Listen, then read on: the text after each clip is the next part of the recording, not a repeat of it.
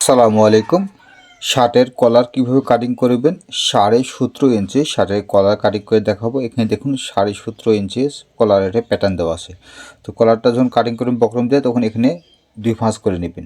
তো বক্রমটাকে 2 ভাঁজ করার পর এই যে প্যাটার্ন আছে এই প্যাটার্ন দিয়ে এই যে 17.5 ইঞ্চি কলারটাকে যেহেতু কাটিং করব, এই যে দেখতে পাচ্ছেন যে 17.5 ইঞ্চি লেখা আছে, তারপরে এইভাবে এটা প্যাটার্নটা বসিয়ে এইভাবে সুন্দর করে আগে মার্জিন করে নিতে হবে, অর্থাৎ আপনার কলমের দাগটা দিয়ে নেবেন।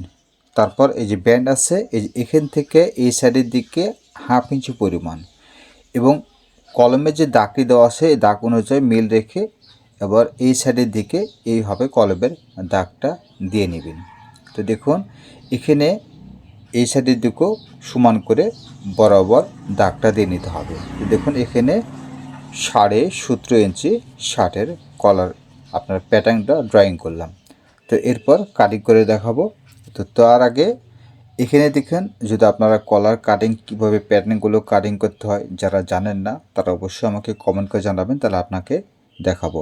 এখানে দেখুন 13.5 ইঞ্চি, 14, 14.5, 15, 15.5, 16, 16.5, 17, 17.5 ইঞ্চি পর্যন্ত আপনার আমার এই ফর্মুলাটি কাটিং করা আছে, অর্থাৎ প্যাটার্নটা কাটিং করা আছে।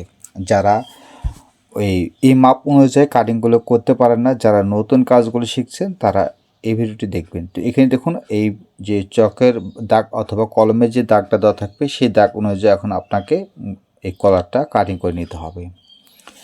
তো এইভাবে আপনি যে কোনো গলার মাপ নিয়ে কাটিংগুলো করতে পারবেন, যদি আপনি এই ফর্মাল যদি আপনি রাখতে পারেন বা যদি ফর্মালটা যদি আপনার কাছে থাকে, তাহলে আপনি খুব সহজে অল্প সময়ের মধ্যে আপনি এই শার্টের প্যাটার্ন বা কলার ব্যান্ড কলারগুলো কাটিং করে নিতে পারবেন। তো যারা নতুন কাজ শিখছেন, যারা জানেন না কিভাবে এই শার্টের প্যাটার্নগুলো কাটিং করতে হয়, তারা আমাকে একটু কমেন্ট করে জানাবেন, তাহলে আপনাদের জন্য একদম লং ভিডিও নিয়ে আসবো, যেটা আপনি শিখলে এই জিনিসটা আপনার আর কখনো ভুল হবে না। আপনি নিজে থেকেই সম্পূর্ণ এই শার্টের কলারগুলো কাটিং করতে পারবেন।